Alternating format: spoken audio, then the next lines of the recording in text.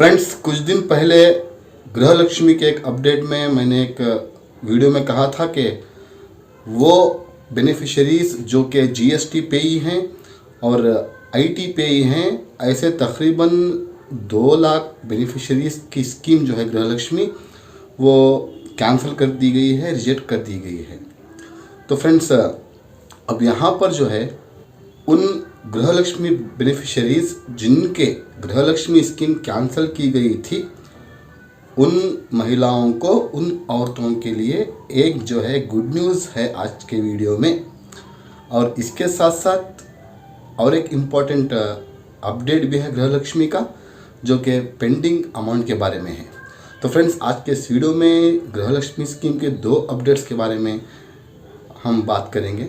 Welcome back to my channel. अगर आपने अभी तक चैनल सब्सक्राइब नहीं किया तो सब्सक्राइब करके रखें, क्योंकि हर एक नया अपडेट, चाहे वो एजुकेशन का हो, गवर्नमेंट जॉब्स का हो, गवर्नमेंट स्कीम्स का हो, लोन्स का हो, आपको सही वक्त पर मिल जाए।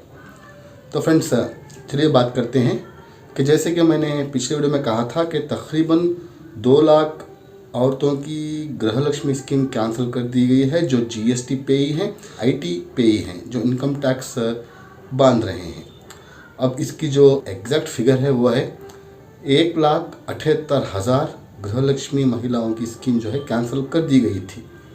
मगर इसके चलते women and child development department ने गवर्नमेंट ऑफ कर्नाटका को एक रिक्वेस्ट भेजी है कि जिन लोगों की गृह लक्ष्मी स्कीम आप कैंसिल किए हैं, उनमें से बहुत सारे ऐसे लोग हैं जो मिडिल क्लास से हैं, जो बिलो पॉवर्टी लाइन हैं।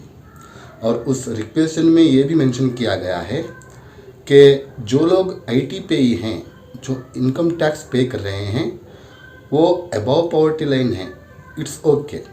और उनमें से जो है 1,78,000 में से 76,000 जो लोग हैं वो आईटी पे कर रहे हैं, यानी इनकम टैक्स पे कर रहे हैं।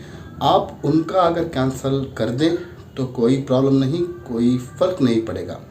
मगर उस 1,78,000 में से 1,02,000 जो औरतें हैं, जो महिलाएं हैं, वो जीएसटी पे ही हैं। अब सवाल ये पैदा हो रहा है कि जो आईटी पे के कैंसिल हुए हैं, उनको ही होना था, वो हो चुका, वो कुछ प्रॉब्लम नहीं है। मगर जीएसटी, जैसे आज हम जानते हैं कि हर एक छोटी से छोटी चीज़ और बड़ी से बड़ी चीज़ पर सेंट्रल गवर्नमेंट ने जीएसटी लगाया है।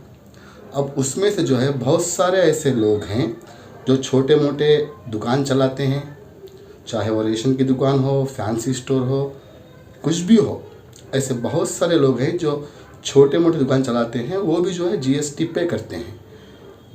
और यहाँ ख़ास बात यह है कि वो लोग बिलो पॉवर्टी लाइन भी हो सकते हैं और मिडिल क्लास के लोग भी हो सकते हैं। तो ये कहाँ का इंसाफ है कि जो लोग जीएसटी पे कर रहे हैं छोटी से छोटी चीज़ पर, उनका आप गृह लक्ष्मी स्कीम कैंसिल कर दें। तो ये रिक्वेस्ट जो है women and child development department ने जो है कर्नाटका स्टेट गवर्नमेंट के पास भेजा है कि आईटी रिटर्न्स जो पे कर रहे हैं उनके आप कैंसिल कर दीजिए, कुछ फ़र्क नहीं पड़ेगा। मगर जो जीएसटी पेई हैं उनका आप कैंसिल मत कीजिए, क्योंकि हमारे देश में जो है छोटी सी छोटी चीज़ पर भी जीएसटी लगा हुआ है। तो ये इंसाफ नहीं होगा उन लोगों के साथ जो मिडिल क्लास के हैं, जो पॉवर्टी लाइन के नीचे हैं। तो फ्रेंड्स, सरकार ने हामी भर दी है कि जो जीएसटी पेई हैं, जो मिडिल क्लास पर्सन है, जो बिलो पॉवर्टी लाइन है और जो छोटे मोटे दुकान चला रहे हैं और जीएसटी पे कर रहे हैं, ऐसे लोगों की कैंसिल नहीं होगी। तो यही गुड न्यूज़ देनी थी फ्रेंड्स आपको। बहुत सारे लोगों की गृह लक्ष्मी स्कीम कैंसिल की गई थी, 1,78,000। अब उनमें से जो है 1,02,000 जीएसटी पे ही हैं। अब सरकार उन 1,02,000 बेनिफिशरीज़ को फिर से जो है गृह लक्ष्मी स्कीम की फैसिलिटी देने का जो है डिस्कशन सरकार में भी चल रहा है। अब देखना होगा कि उसमें से कितने फ़िल्टर होते हैं। मेरा मानना है कि जो 1,02,000 जीएसटी पे के कैंसिल कर दिए गए हैं, उनको वापस कर दें। ये मेरी सरकार से रिक्वेस्ट है, क्योंकि वो लोग छोटी सी छोटी चीज़ पर भी जो है जीएसटी पे कर रहे हैं। इसका मतलब ये नहीं कि उनका इनकम ज़्यादा है। आप उनका जो गृहलक्ष्मी स्कीम है वो फिर से उनको उसकी बेनिफिट्स दे दीजिए, सरकार से मैं रिक्वेस्ट करता हूँ।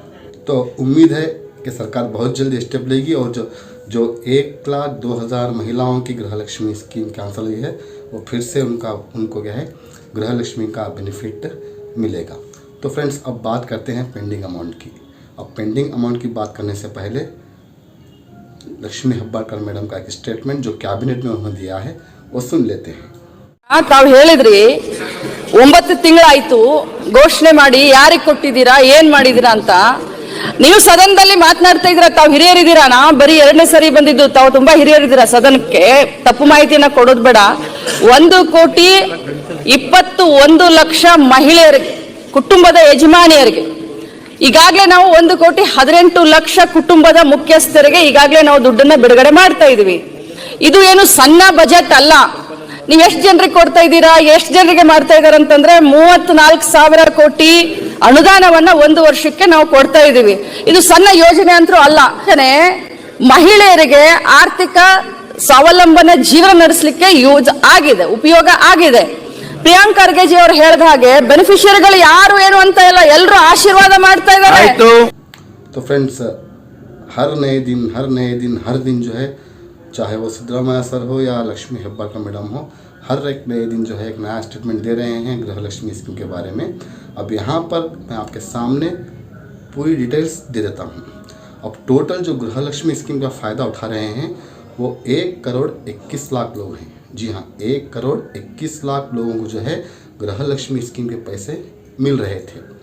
अब जो है 2 महीनों का अमाउंट पेंडिंग है, जुलाई और अगस्त का। अब सितंबर के 3 दिन बाकी हैं। अगर सितंबर गुजर गया तो 3 महीने का पेंडिंग 6,000 रुपये हो जाएगा। अब जैसा कि मैडम ने कहा था कि हम 4,000 रुपये देंगे, 6,000 रुपये देंगे, तो यहाँ पर जो है एक सवाल खड़ा होता है कि जब 3 मंथ का अमाउंट आपको देना होता है तो आपको 1,21,00,000 लोगों के 2,500 करोड़ यानी 2,500 करोड़ 1 महीने के पेंडिंग अमाउंट है। तो 2 महीनों के जो है 5,000 करोड़ होते हैं और 3 महीनों के 7,500 करोड़ होते हैं। तो फ्रेंड्स, शायद इतना अमाउंट फाइनेंस डिपार्टमेंट रिलीज़ कर सके और इतना अमाउंट जो है आप लोगों के अकाउंट में डीबीटी हो सके। मगर यहाँ पर इतना तो समझना चाहिए कि जिस तरह से मैडम ने कहा कि सितंबर एंड को दे देंगे, सितंबर एंड के लिए सिर्फ 3 दिन बाकी हैं। अब 3 दिन में अमाउंट कब रिलीज़ होगा, कब डीबीटी होगा? रिलीज़ होकर अमाउंट आपके अकाउंट्स में आने तक 15 दिन लगेंगे। जी हाँ, 8 दिन रिलीज़ होने के लिए, 8 दिन आपके अकाउंट में डीबीटी होने के लिए। ये कोई मामूली प्रोसेस नहीं है। अब जहाँ तक मुझे अपडेट मिला है, शायद गवर्नमेंट सिर्फ और सिर्फ 1 महीने का अमाउंट दे सकती है, अगर सितंबर एंड तक दे सके तो, वरना अभी 8-10 दिन गृहलक्ष्मी के अमाउंट डीबीटी नहीं हो सकते। और ये भी अपडेट मिल रहा है कि 3 महीनों का जो अमाउंट है 7,500 करोड़, इतना अमाउंट फाइनेंस डिपार्टमेंट रिलीज़ नहीं करेगी और इतना अमाउंट डीबीटी करने के लिए टेक्निकल इश्यूज़ भी होंगे। तो जहाँ तक 2 महीनों का सवाल है 5,000 करोड़ होते हैं, अगर 1 महीने का ले तो 2,500 करोड़ होते हैं। तो मैडम ने एक अपडेट में कहा है कि हम अक्टूबर के महीने में फर्स्ट वीक में एक इंस्टॉलमेंट पे करेंगे, जैसा कि जुलाई का है, और फ़ौरन 8 दिन के बाद और 2,500 करोड़ यानी अगस्त के महीने का हम पे करेंगे, और बचा सितंबर का महीना वो हम अक्टूबर एंड या फिर नवंबर तक देख लेंगे। तो फ्रेंड्स, ये तो नवंबर तक की बात है। जब भी नया अपडेट आता है मैं आपको दे देता हूँ। अब इस तरह से अपडेट आया है, नया अपडेट। अब आगे देखें कि सरकार क्या करती है। क्या 1 मंथ का अमाउंट डीबीटी करती है, क्या 2 मंथ का करती है? 3 मंथ का करने के लिए तो इम्कानात नहीं है, नो चांसेस फॉर दैट। हो सकता है कि 8 दिन के ड्यूरेशन में जो है 2 मंथ का अमाउंट जो है आपके अकाउंट्स में आ जाए, मगर अभी ये 1 वीक की तो बात है। 1 वीक हमको इंतज़ार करना पड़ेगा। और लोगों के कमेंट्स में परेशान नहीं हूँ, आप कमेंट करें, मैं आपका रिप्लाई करूँगा, मगर रिपीटेड कमेंट मत करें, क्योंकि मैं जो भी अपडेट मिलता है गवर्नमेंट की तरफ से, चाहे वो गृहलक्ष्मी स्कीम का हो, जो भी हो, मैं आपके सामने वो रियल न्यूज़ लाता हूँ। मैं ये नहीं कहता कि आज अमाउंट आएगा, कल आएगा, परसों आएगा। एग्जैक्ट डेट जब तक अनाउंस नहीं होती मैं आपके सामने अपडेट नहीं देता। तो मेरा अपडेट ज़रूर आएगा जब भी गवर्नमेंट की तरफ से कोई अनाउंसमेंट होता है गृहलक्ष्मी अमाउंट के बारे में, मगर फिल वक्त जो है 1 हफ्ते तक आपको वेट तो करना है, उसके अंदर भी अगर हो सका तो आ सकता है, कंफर्म नहीं है। जब भी आएगा मैं आपके सामने उसका अपडेट दे दूँगा। तो फ्रेंड्स इस वीडियो को शेयर करें, और अभी तक बहुत सारे लोग मेरे चैनल को सब्सक्राइब किए बगैर देख रहे हैं, उनसे रिक्वेस्ट है कि सब्सक्राइब करके देखें। मिलते हैं मेरे अगले वीडियो में एक नई इन्फॉर्मेशन के साथ। तब तक के लिए थैंक यू फॉर वॉचिंग।